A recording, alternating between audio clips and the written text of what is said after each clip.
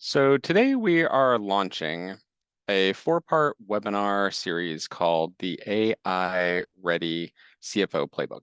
It's built from the first two seasons of interviews that we've done with real CFOs on the Asking Good Questions podcast, and it walks through what AI adoption really looks like. We have some people that are serious skeptics, and there are some that were early skeptics, some already securing budget and implementing things. Over the course of the four parts, we're going to cover how to solve data chaos, how to launch your first automation project, how to build a business case that actually gets approved. And today we're going to start by building off all that wonderful AI skepticism in finance by turning it into good, healthy risk management. And it may be you that's been skeptical. It may be people above you in the organization. It might be you are the CFO and you're saying, "Hey, I am from, I don't know, Missouri, and I want people to show this to me." So we're going to start by doing a very informal poll. And I'm going to ask you some questions. You can respond in the comfort of your own Zoom, and I'll pretend that I can see you. I can't actually, but we're all just going to go with it for the moment. Okay, everybody ready for my very informal poll? Okay, yes, all of you, raise your hand if you're glad you did not invest in a Second Life headquarters in 2007. Okay, keep your hands up if you're glad you skipped the blockchain revolution of the last 10 years. Okay, and one more, keep your hand up if you are relieved you didn't build a metaverse strategy in 2021. Okay, someone actually put their hand down. Why did you put your hand down? Mark Zuckerberg wishes he'd put his hand down. He would really like to do that whole metaverse strategy over again. Maybe instead of calling his company Meta, he'd be calling it, I don't know, LLM, AGI, something like that. But unlike Zuck, all of you answered perfectly because you represent the finest tradition in finance. You represent healthy skepticism. Everyone else was out chasing really shiny objects, and you were asking boring questions. Does this actually work? What's the ROI? Where's the business case? How does this actually make money for anyone other than the companies trying to sell it to me? And you know what? As I just proved, you were absolutely right every single time. But here's what I want to talk about today. What happens when skepticism meets a technology that actually works? So every few years, there is a new revolutionary technology, and the pattern is usually the same. Year one, unlimited promises. Every vendor has a solution. Their company's coming out of the woodwork. Every consultant has a strategy. It is at the peak of inflated expectations. Year two, reality hits. The use cases begin to narrow. The ROI begins to be more questionable. And then year three, down in that trough of disillusionment, it goes one of two directions. In most cases, the hype dies. The smart money moves on. CFOs who waited look absolutely brilliant, but it doesn't always work that way. AI, for instance, is different. AI isn't blockchain or NFTs or grid computing. AI is more like smartphones or the internet, if you're as old as I am. It's a transformative technology that goes from the peak of those inflated expectations to actual productivity. But AI may be even more different because this may be the first technology since the invention of the computer where we won't know how powerful it can be for years. There are certain futurists that say if AI stopped today, it would take us 5 to 20 years just to realize the power of what we already have. And part of the problem is that it's just changing so rapidly, people can't even keep up. But we may realize AI doesn't have a plateau of productivity. It actually has expectations greater than where we thought they were back in 23 because AI actually isn't a new technology. Maybe this most recent peak of inflated expectations was, but AI has been providing value a whole lot longer than 2023. It's been quietly working in your business for years. Your credit card fraud detection, that's AI. Your bank's loan approvals, also AI. The logistics that gets products to your customers, also AI. The difference is I'm not asking you to believe in AI. I'm just asking you to use it better. Use it in more ways than you have been.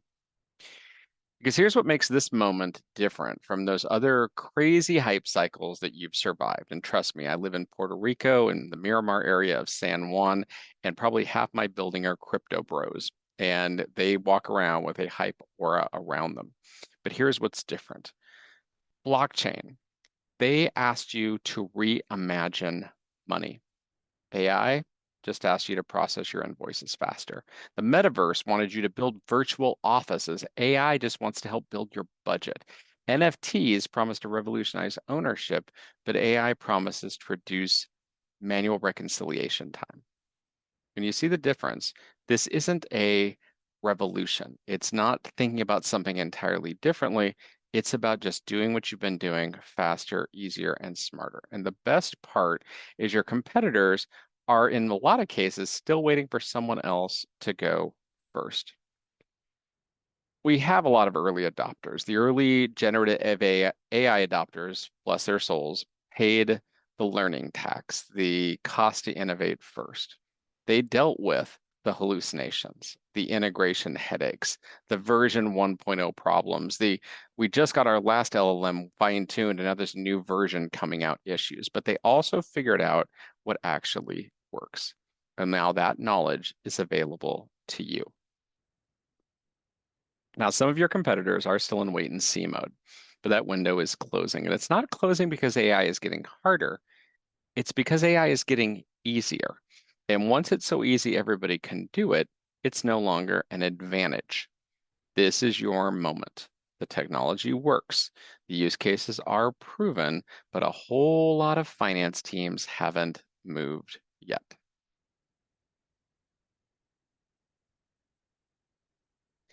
So before we dive into the how, we're going to see where you are. And yes, this is actually a real poll, not you raising your hand off in, I don't know, the metaverse somewhere. But I want you to think about this differently than you might have 6 months ago. I want you to figure out how you're viewing AI. What type of attitude, what type of posture you're currently doing. Option A, skeptical and waiting. You've been burned before, you want proof, not promises. Option B, experimenting in pockets. You're running small tests to see where it actually delivers. Option C, you're scaling in production. You found out what works and you're doubling down.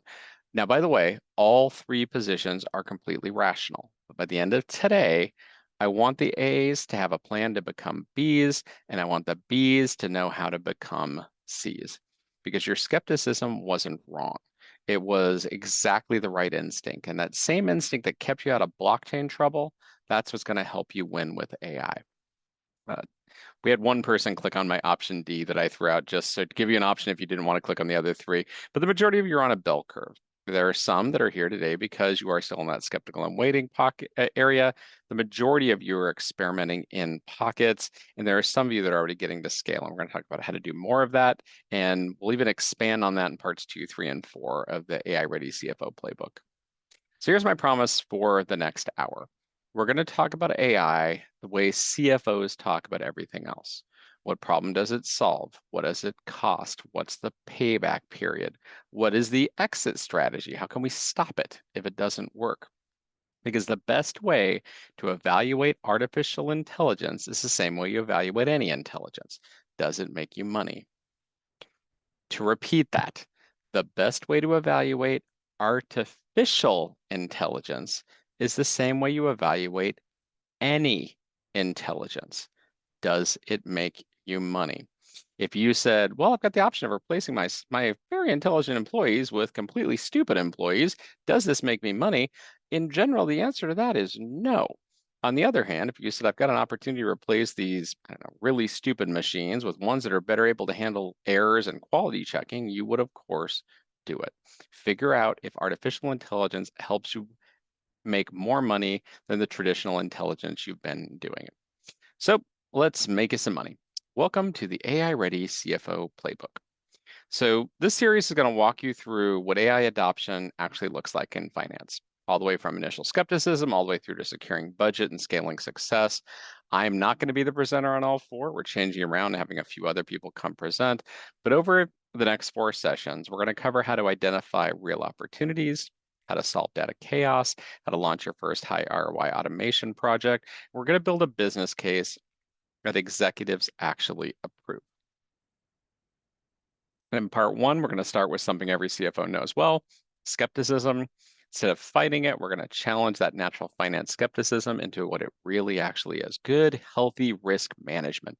And we're going to show you how to identify real opportunities versus crazy experiments, focus on people enhancement over replacement, and take that investment mindset approach and have some little small starts and some quick wins. To quote one of my guests on the podcast, Christine Duke, Christine said, she's CFO of Valancera, the hardest part isn't the technology, it's getting people to adopt it. Tech is the easy part, the people side is what makes or breaks AI. So you may be tempted to multitask during this call. I recommend you lean in, really absorb in the next 49 minutes, and I'm going to give you 3 reasons why. First of all, AI adoption is accelerating. Clear leaders are emerging. Companies like JP Morgan that has 100,000 plus people using AI within their organization. Those leaders have moved quickly and they've delivered results. Others are still in the pilot stage. Some are progressing, others are stuck with failed pilots. Some of them went, well, I bought everybody a ChatGPT license or Copilot license and nothing's really happened. And many haven't even started. And the gap between the haves and the have-nots is widening quickly. The CFO's office isn't just a cost center in need of its own AI solutions. It's actually the control tower for the whole company. Budgets, forecasts, reporting, they shape what the business can execute. If finance is faster, it's more accurate, it's more forward-looking. The entire enterprise moves quicker on its strategy because AI in finance is a force multiplier for the entire organization. Want to mess with your brain a little bit? Tomorrow is the midpoint of the 3rd quarter. That's right. We are two and halfway through the 3/4 of the way through the year. And for public companies, that means you got earnings calls coming up in October or November. Then you have your fiscal year end upon us. Then you've got budgets and strategies and outlooks already forming for 2026. If your AI plan doesn't have clarity or transaction today, we're going to help you gain some command of it.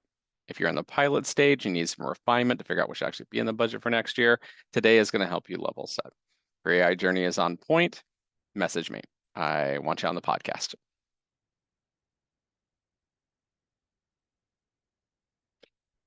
And speaking of the podcast, none of this would be possible without some really awesome, incredible leaders. These are the CFOs and finance executives who've joined us on Asking Good Questions to share their real-world AI experiences. They've inspired, they've informed everything we're going to cover today. If you haven't already, am I allowed to do a shameless self-plug? I highly recommend checking out Asking Good Questions. You can find it on YouTube, Spotify, anywhere you get your podcasts. I know a bunch of you are already listening. We do go deep into the practical realities of leading finance in this wacky, crazy, messed up world of AI. And frankly, the discussions with real CFOs, CEOs, people out there seeing the front lines is a whole lot more valuable than any consultant PowerPoint deck you're ever going to see.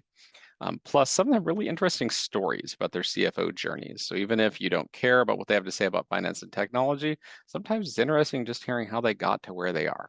And now we are going to put their really hard-earned wisdom to work. I'm going to start by sharing 5 major trends, 5 things that these conversations really taught us. And I've done, in addition to these, dozens of hours of interviews with CFOs across industries. I have interviewed a ton, it's a technical term, of Fortune 500, fast-growing startup, other CFOs, and I've coalesced it all into 5 key patterns. So these are patterns that have emerged that any finance leader can go, oh, I totally already know that, or I didn't realize that, but thank you for putting it up there. Now I can talk about it. These are not theoretical frameworks. They're not consultant abstractions, not pretty hype curves. These are CFOs who've actually done the work. Now, some have succeeded, some failed. All of them learned something really, really valuable, though, about AI adoption and how it really looks. So I'm going to dive into the 5 critical lessons that came up again and again and again in our conversations, although they all said it differently and uniquely. First of all, CFOs didn't just dive day one headfirst into AI, but they didn't stand still either. What we started noticing is really targeted wins. Things like AP coding, predictive planning, expense report receipt management, document imaging. And they chose them for three pretty common reasons: high impact, low complexity, it was easy to understand, and clear ROI, not soft, it'll make everybody feel better that we're doing something, but really clear ROI. And their focus is on making people better at their jobs, not replacing them. While that day may eventually happen, what we're doing right now is we're making our people better. We're not trying to replace our people. And AI at a lot of these companies isn't a completely standalone side project. It's part of bigger upgrades. Upgrades in ERP, upgrades in data, upgrades in analytics, upgrades in digital transformation. And no matter the company or size, the headaches, the pain points all sound the same. We see messy, scattered data stuck in systems that are too customized to change. They've been built up over many, many years, implemented by high price, but deservedly so, consultants and software vendors. And at this point, it would take years, decades more to try and rip them out. We also see pains in manual processes, and generally these are manual processes or individual steps like, oh, we wrote a macro. These are processes that chew up time better spent elsewhere. We also see widening gaps in finance talent. We see gaps between people that are really good at collecting or ticking and tying or validating data. That was the old way of doing it, but they're not meeting the needs of what AI has them demands of them. Things like greater levels of critical thinking, making sure action actually gets taken, understanding how to use AI to do those manual parts a whole lot better. And then you add in the resistance, culture, politics, IT roadblocks. In a lot of cases, IT's main job at a lot of companies is threefold. It's stability, it's security, and it's scalability. Nowhere in there does it include process re-engineering. So when you come to them and you say, we really want to use AI to completely rethink how we do the office of the CFO or rethink how we do our entire back office function. We really want to improve our operations or our profitability or our sales. That's not what they do.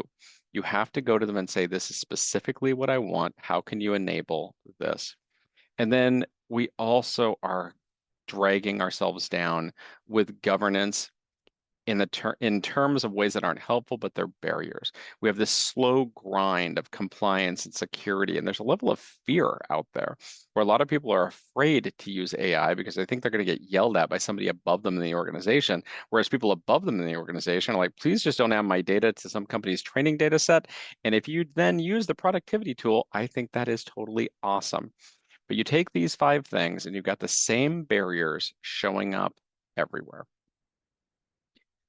I also, this is my own opinion, of all those CFOs that I've interviewed, I kind of divide them all into three buckets. First of all, these are my skeptics. They don't move until an ROI is proven. They don't want to be not only early, they don't want to be middle. They want to wait until the hype completely stops. They say, well, that was the way we consolidated 15 years ago, and that still works pretty well. Let's just stick with it. We then have the pragmatists, and the pragmatists are the ones who test AI in small, high payoff areas. Let's verify these. Let's get some really good quick wins. Let's make sure we narrow it way down. Maybe we don't fiddle with consolidation and close, but maybe we could analyze a few budgets here and there, and they want payoff before they expand. And then we have our translators. And these are people that are on the edge of disruption. They see AI as part of a bigger shift in what finance can actually be. And they are reframing the role, not just of the CFO, they're reframing the role of finance in general, and they're making it go from being a cost center, useless overhead, to being one of the most strategic departments and strategic areas in the entire company. One other change, the thing that we've noticed is very different between finance, say, and IT, is that a lot of the leaders aren't waiting for perfect data. They're not waiting for a perfect setup. They're starting with data that's good enough because they've been being told for years, decades, centuries, oh, once you're done making all of your data perfect, then we can build a system on top. And they've noticed you can get results from data that's just good enough where AI can understand it, and we don't have to have perfection anymore. Perfection was required when we had manually written rules and had to join a bunch of tables together. We do not need that in the world of AI. AI can solve the garbage in, garbage out problem. Now it's more like garbage in, garbage turned into recycling, and we can use it for something better. In compliance heavy environments, a lot of CFOs are starting with low risk use cases. So where maybe they're in a regulated industry, maybe it's something where lives are really at stake, but there are low risk use cases where humans are already doing it, and we can say, really, is that a great thing for the humans to match the receipts up to the expense reports? We could probably have a computer actually do it better. And they pick one or two processes to nail before moving on because they want to provide value fast. They want to build momentum. They don't want it to be, well, remember back in 2024, we tried that AI thing and it didn't work, so we're never going to try it again. They don't want anecdote to take over. They want to build momentum. And I'm now going to tell you all the best practices of AI from all the CFOs, and it turns out there is actually not an AI playbook. Not yet. There's no single formula, but the successful moves do look awfully similar. They are starting small, proving it works, and then they're expanding. They're measuring success in business terms, things like time saved, errors cut, decisions made faster, books closed more quickly, data getting to people faster. They're getting their team on board by showing how AI helps them, not replaces them. They're fixing business processes before they automate them. And when they talk to the board, they're making it about impact that the board cannot ignore. And the shareholders. I've seen in early days, the CFOs were hopping on a lot of earnings calls and saying, we're doing some AI stuff and it's super secretive and I can't tell you what it is. That AI washing has played out. They now require specific examples of what they're doing with AI inside the company. So to recap, number one, across the board, CFOs are moving from talk to more targeted wins. Number two, those same roadblocks show up everywhere. Messy data, clunky processes, skill gaps, cultural pushback, compliance drag. How they approach AI depends on their internal mindset, and all of them are okay. It's fine. Stick with who you are. Don't try and change at this point in your life. But progress is happening even without perfect conditions. And the winning plays are starting to become more clear. Start small, prove value, enable your team, fix some processes first, and speak the board's language. Now, CFO skepticism is healthy. CFOs are often cast as as Dr. No, the ones who are applying the brakes in the organization. I see it differently. I have a lot of CFO friends. Some of my best friends are CFOs, and their skepticism is healthy because they have a fiduciary duty to make sure that money is being spent wisely. We have all seen these waves of technology that generated a whole lot more capitalized R&D write-offs than returns, and finance leadership protects focus and prevents some really expensive science projects. There is a problem, though, that quite often the person presenting the project to, let's say, the CFO, knows far more about AI than the person they're proposing the project to. So I'm going to give you a little mental cheat. Yes, I'm going to teach you how to cheat, just like that Cluely software product. I'm going to give you a little mental cheat to help you reframe AI as something more tangible. Ready? If you're going to take a screenshot, take it to the next picture. When you hear AI, I want you to mentally translate it to automated intelligence. Now, I'm not an idiot, and neither are you.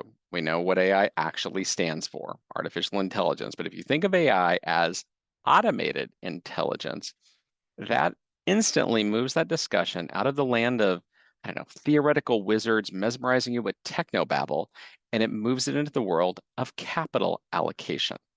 If you wouldn't approve a spend without the word AI, the word AI does not make it investable.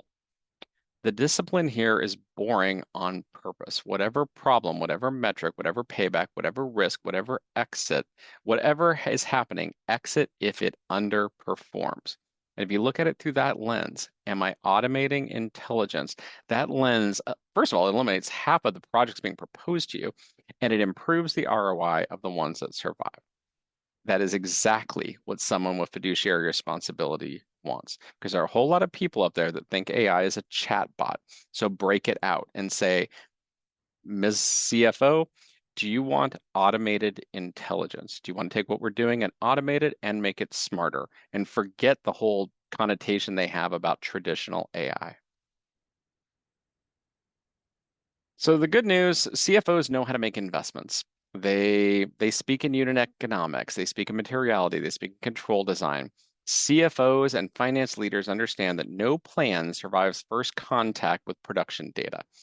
That intuition travels perfectly to AI, which we're now thinking of as automated intelligence. So think in staged bets. Don't go all in on something that could kill off an entire portion of your business. Place a series of small wagers, I don't know, options. You're getting options on things. You don't have to buy if that option turns out not to be valuable, but if you have option-like wagers, failure is pretty cheap, learning is pretty fast. The upside is asymmetric, same playbook, new label, but we have to separate the signal where the good projects are from the noise. I'm going to tell you how to do it. Every AI project should not start with a 40-page RFP written by a consulting or software company. Every AI project should instead start with a one-page business case, a business snapshot. You want to define the current baseline in hard units. You want to set a target improvement with a confidence band, not a single heroic point estimate that has 7 decimals. You think it's more accurate. You want to, it's going to be between here and here. You want to have the total cost to implement and run it. And it should include the cost of training and the cost of integration and the cost of process redesign. Please do not take your existing processes and automate them because all of those processes were created assuming humans would run them. You do them fundamentally differently if a computer is going to run that process. So include a cost of process design at the beginning and then do some really boring math. What's your payback period? What's your IRR, your internal rate of return? Do a sensitivity table so you can see what happens if maybe the benefit is half of what was expected. Maybe the costs rise by a third. If your project only works under the most optimistic assumptions, it's not a project. It's someone's already written for you marketing copy. But the most reliable value is not in gorgeous, oh my gosh, they're gorgeous front office demos. It's back office cycles that are rule heavy and repetitive and starve for time. Things like accounts payable, reconciliations, expense compliance. They're unglamorous, but they routinely pay back. On the forecasting side, anything that can assist human judgment can narrow your error bands, it can improve the cadence of your decisions. If your budgeting or forecasting model is just some black box oracle, that is a risk. However, if it is instead an AI that gives you a second set of eyes, and that second set of eyes speeds you to a decision that is value. Side note, random tangent. I've actually seen a whole lot of success lately, not replacing humans as the ones who create the budget. There's a time for that way off in the future. But instead of replacing those humans, still let the humans do all their manual months and months long budget creation. We can discuss later if humans are actually good at forecasting, but let them do their thing. But aim AI at the end, aim it at those forecasts, and use AI to tell the FP&A team what every area's hidden assumptions are that are driving their forecasts. Maybe it's like, oh, the sales team always thinks they're going to close and they never close at that rate. Or this department seems just to have taken last year's numbers for the last 5 years and added 10% on top. Whatever those hidden assumptions are, bubble them up because you're never going to get them directly from everybody who puts them together. And I'm going to give you a way to filter through all the projects. Ready? It's like, wow, I've got a one-page template now. This is what the theoretical business case is, but I'm going to give you a sieve and you can screenshot this at the end. It's going to kill bad ideas fast. Ready? Put all your projects in. You're going into budget season. You got them all starting. You want to decide which ones you're actually going to do in the next 6 months. First, there has to be a real leak in margin or time or risk. Second, you need to quantify the manual burden in hours and the cost of errors, and it should be high and it should be measurable.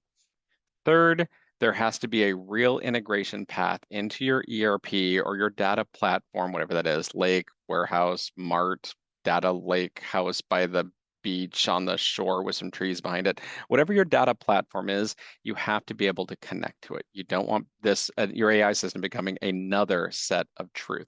And if your proposal misses any one of the three, congratulations, you have a really cool demo, but you don't have a project. This image right here gives you a really polite but really firm way to say no without starting an argument about how you don't understand model types or buzzwords. If you don't have 3 for 3, that means we stop here and we move on with whatever projects are left. A pilot is an experiment. You don't have to do every project all the way to the end. As I said earlier, they're kind of like options to buy. If you decide that the value is there when the time is right, you can buy it. And just like options come with a contract, every pilot needs a contract.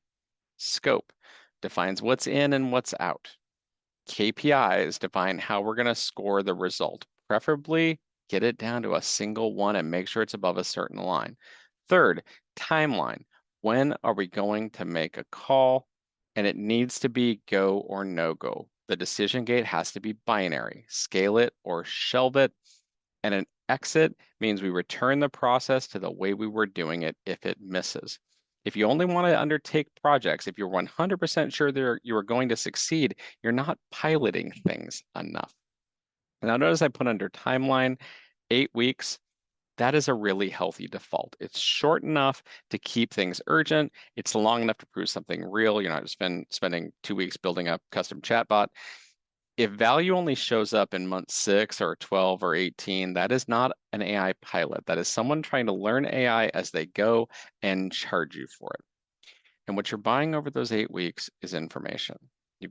You maybe are putting a small option premium on it, but you only have to exercise that option. You only have to say go if the numbers compel you to.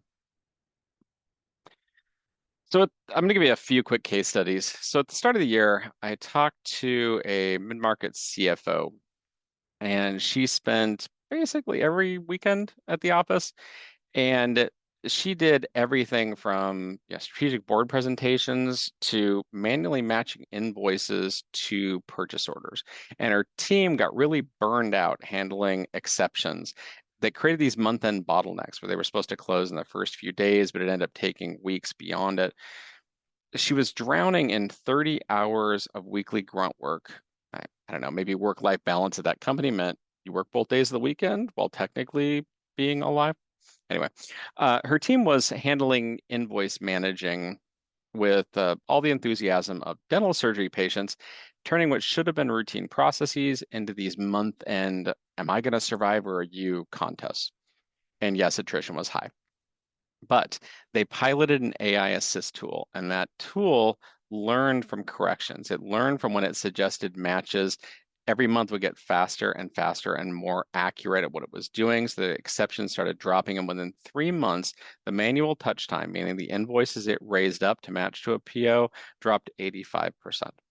And the project paid for itself in the first 6 weeks. It just got better and better over the next 6 weeks, and now it's fully in place. And it's not just time saved. Her happiest team members got to go from stuff they hated, data matching, data cleanup, making A equal B, to a whole lot more fun things. Things like vendor analytics. I know that's my word idea of fun. She mentioned discount capture, finally doing work that required actual brain cells instead of glorified data entry. She also got her weekends back, and she discovered she had hobbies other than reconciling accounts.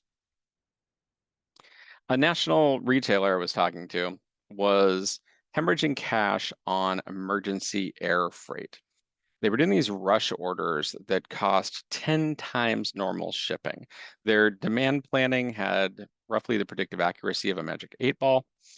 Their planners were flying blind, no pun intended, watching stockouts turn into expensive panic purchases. Nothing says strategic inventory management like paying premium freight to fix problems you could have prevented with a better Excel formula and basic math. But quarter after quarter, they perfected the art of turning $200 worth of inventory gap into a $2,000 logistics nightmare. They were paying, in some cases, to air freight product from one specific store to another specific store.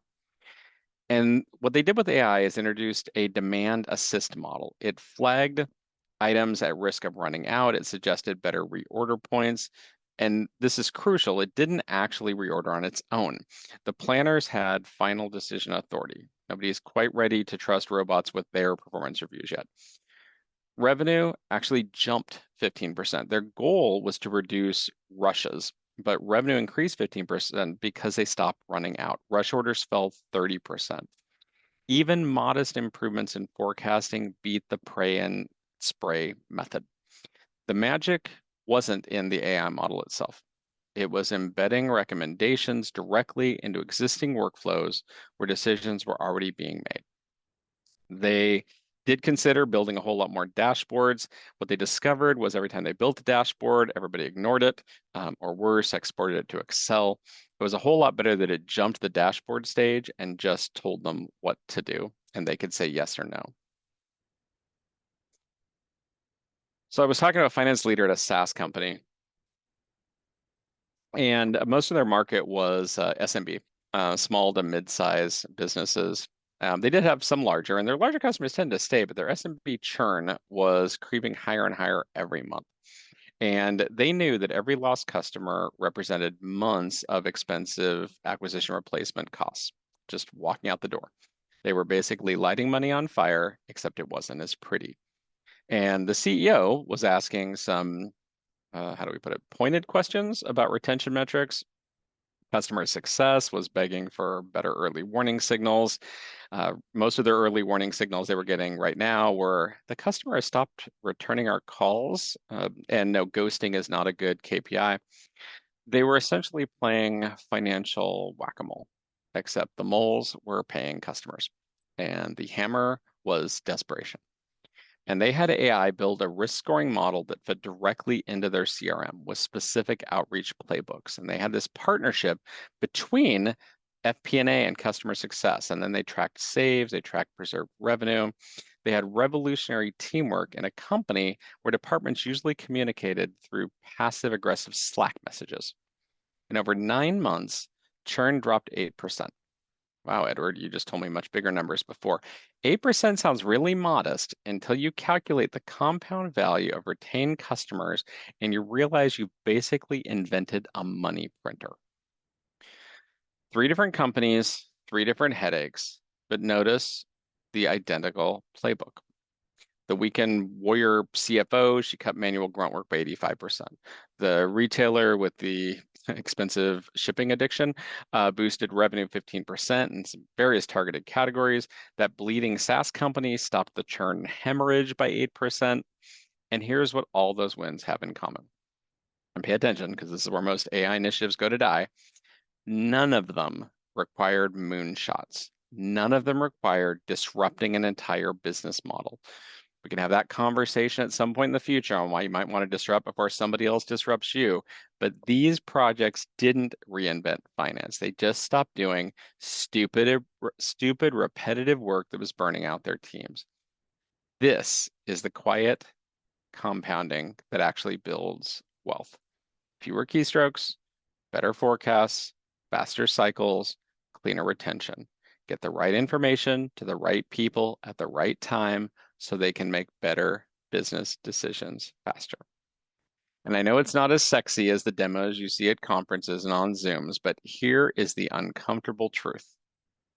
Boring beats shiny because boring pays. While your competitors are chasing that next cool transformational AI breakthrough, you can be banking actual returns on problems you already know how to solve. And this can be the catalyst that gets you solving them. So I'm going to tell you what to do. We're going to break this down into your first 90 days. So Everybody ready? Practical 90-day plan. We are going to start with a quick inventory of our candidate processes. Pick accounting or financial planning or analysis or treasury, banking, accounts payable, accounts receivable, procurement, whatever. Start with a quick inventory for that area of your candidate processes. Just what are the processes? And then rank those processes by value and feasibility. Takes 2 weeks because you got other things to do. In reality, it's probably a couple hours. Then pick two pilots. You don't want to do just one because like, well, that didn't work. We're going to move on. You want two, let's hedge our bets a little bit. Make sure the two product pilots have access cleanly to data. It's not a great idea to try and create brand new data sets as part of this. And make sure that you got a cooperative process owner. And then write a one-page business case for each of those two pilots. We don't need anything extensive. You want that business case with those quick little pilot contracts I mentioned earlier. Then you're going to run your pilots with weekly scorecards. And then at the end, you're going to make a binary call. Do we scale it? That worked. Let's do more of it. Do we shelve it? Or do we refine it and try it again because we thought A was a good idea and it turns out we learned enough that B is actually a better idea? Do not allow this date to pass. A lot of things we're like, oh, well, I guess maybe it kind of worked. And so we're going to keep using it. It's amazing how many projects measure ROI before the project starts and never measure ROI after the product already goes. You need to make an affirmative decision. Quiet indecision breeds what in the consulting world we call zombie projects. They're projects that consume time because no one is willing to stop them. They return cash to the consulting firm. They do not return cash to the client side. Please, please, please make an affirmative go or no-go decision and give an affirmative end to zombie projects. 2 shots to the head and you'll be done. You want a place to start? I'm going to give you 3 super quick, easy lanes. Now, these aren't the first AI projects a lot of companies do. These are for your more skeptical, your more risk-averse companies. In a lot of cases, companies are doing a bigger governance strategy. They're doing a big AI strategy. They're building a private chatbot. But I'm going to give you 3 predictably valuable areas. First of all, close acceleration and reconciliations that reduce overtime and errors. Second, AP exceptions, some way of tracking your cash to make sure your working capital is growing, but reducing the manual touch points. It's amazing how much cash flow forecasting and calculation is done by humans. On that note, look at your working capital forecast, look at your DSO, help figure out how it's going to move some cash.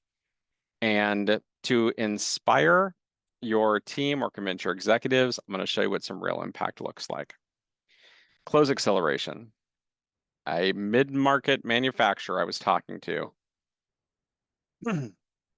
went from an 8-day close to 3 days, and they eliminated over 40 hours of overtime every month. They had in place a good EPM systems. They knew what all the next steps needed to be, but AI helped make them happen a whole lot faster.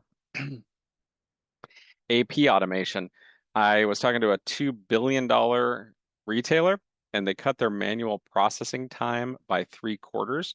They got their vendor payments down from 12 days to 2 days. Forecasting wins. A SaaS company shaved 13 days off their DSO. Yes, 13. That is insane. They freed up 2.3 million in cash flow. So if you don't know where else to start, pick 2 from that list on the left. Resist the urge to boil the ocean. Depth beats breadth, especially early because you're still trying to form credibility at this point. And you're going to need to communicate like you're the manager of the AI portfolio. You're going to need to share wins in business terms, not model terminology. If something misses, you need to say so plainly and extract the lesson. Decision makers reward clarity and speed more than they reward perfection. You need to convert your anecdotes into metrics. Instead of saying, well, everybody really seems to like it, instead say, manual touch time fell from 22 minutes to 5 minutes, and our error rates dropped by 40%. Since we put this new system in place, we have not had to restate our actuals one time. Those sentences buy you budget. The team likes it, or well, at least we can now say we're doing something with AI, doesn't get you more money. You don't need an army. If you're thinking, wow, am I going to have 12 new people employed doing AI in my finance department? No, you can actually work with what you've got. You need the right 3 roles at minimum. You need a finance product owner who speaks not just numbers, but also processes. You're going to need a pragmatic data engineer. This is the person who knows where the data is located and how to connect it. Your data engineer is going to unblock integrations. You're also going to need a change lead. This is the person who writes SOPs, standard operating procedures, hopefully with the use of AI. And your change lead is going to run training without turning it into a semester course. And nobody got that kind of time. And in a perfect world, those 3 people are all helping with this very part-time because they're all using AI to help them do the job. You want people that are excited about AI, not trying to take a resistant person and convert them. And you want to either bring new people in or assign these responsibilities to people who have a bias towards action, not well, I'm super duper busy. I'll talk to you in 6 months, or I'll talk to you after the data gets all cleaned up. That perfect architecture that never ships is the most expensive asset on your balance sheet. If you just have this small, tiny little cross-functional trio, they'll carry you amazingly far. So I've got time for a couple of questions. There's a little Q&A thing down there on the Zoom bar. So I'm going to open it up. Uh, I've got a couple slides just to give you places to go for additional information in a second. Practical questions are encouraged. If you've got a specific process in mind, describe the baseline, describe the constraint. We can, I don't know, talk over a quick business case together. If your question is entirely too detailed to handle live, we will note it down and follow up. Worst question is one you take to a vendor before you let me tell you what the answer probably should be. So if waiting this long, somebody asked this. I'm going to answer this live. So if waiting this long was good, shouldn't waiting longer be even better? Yeah, there's a certain point where you've waited too long because everyone else has already done it. There were companies that said, no, no, no, we're really good at running data centers. I don't want to move to the cloud. That was great if you didn't do it in 2008 when Amazon or Salesforce was trying to convince you to. If you still hadn't gotten to the cloud by 2020, you were in a world of hurt when people still had to go visit physical data centers. By that point, people were hacking in left and right. We had state-sponsored hacking happening around the world, and you better have made it your server someone else's problems before then. AI is going even faster. You don't have from 2008 to 2020 anymore. What you've got is a brief period of time to rethink those processes. There is rapidly coming a point where it's going to be you playing catch up and not you getting to be on the front ends of it all. So on that note, I do have a theory about finance automation. So here's my theory. Everybody bear with me.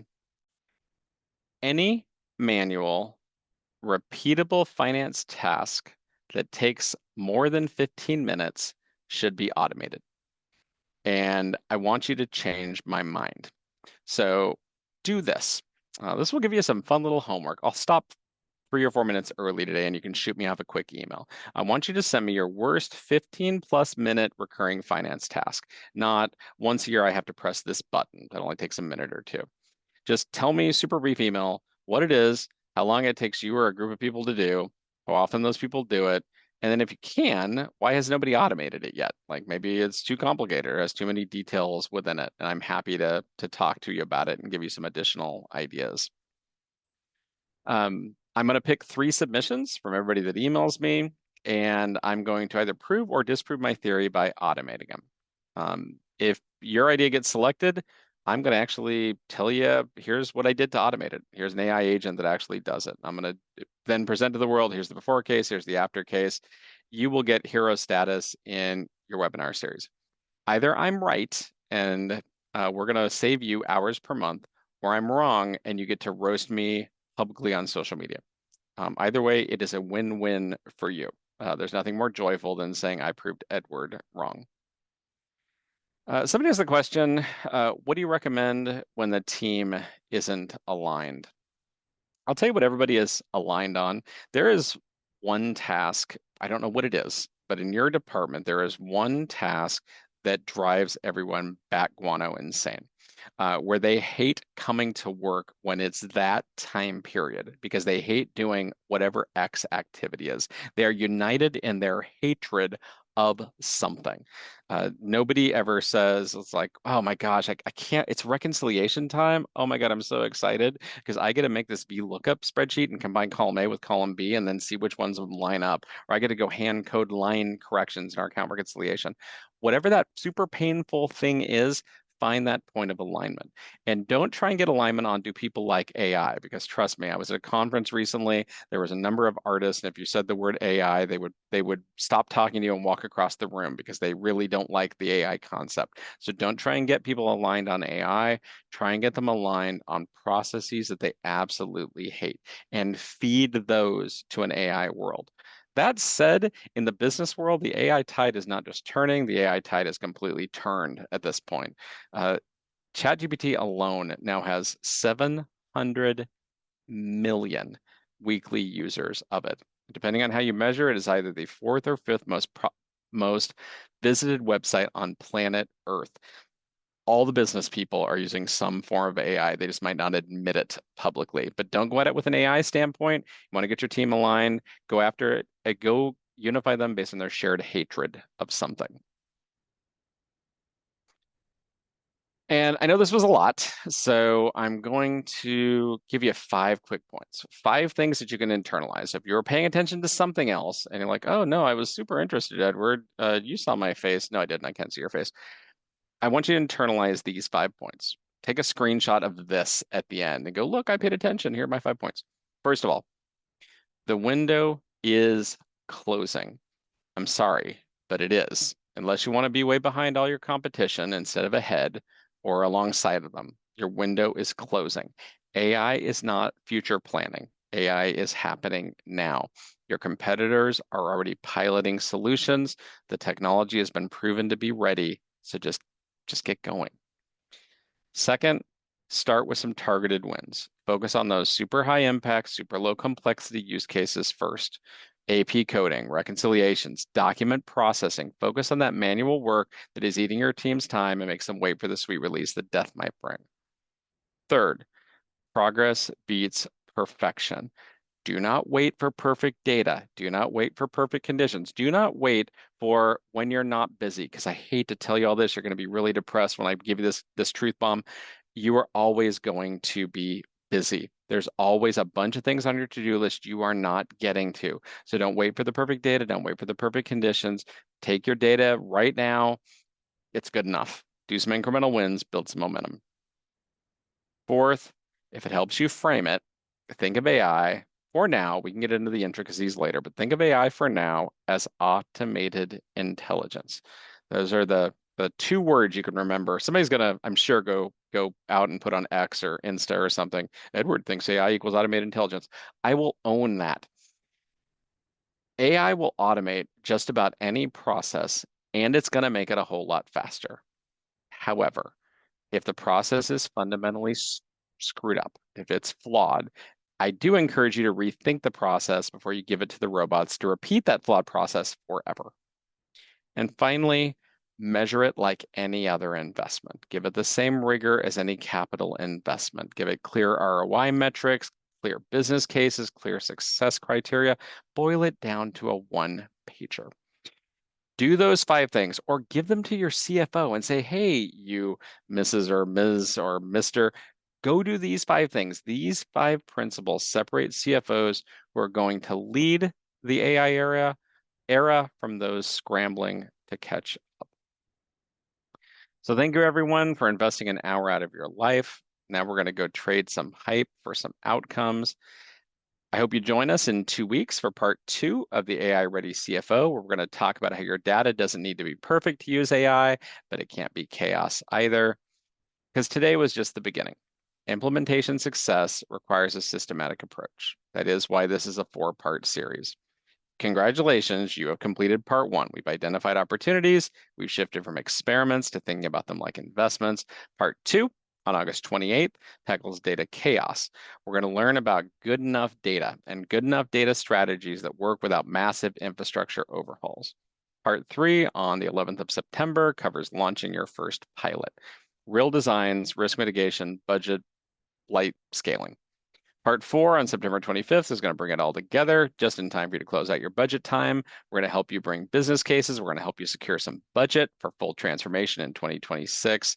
Register for that whole complete series at capris.ai/events. Each builds on the last. Anybody who completes all 4 has every single thing you need to lead your AI transformation. Because the question isn't whether you'll adopt AI, it's whether you're going to lead it or you're going to be dragged along by it. Thank you, everyone, for an hour out of your life. I hope you have an excellent rest of your week.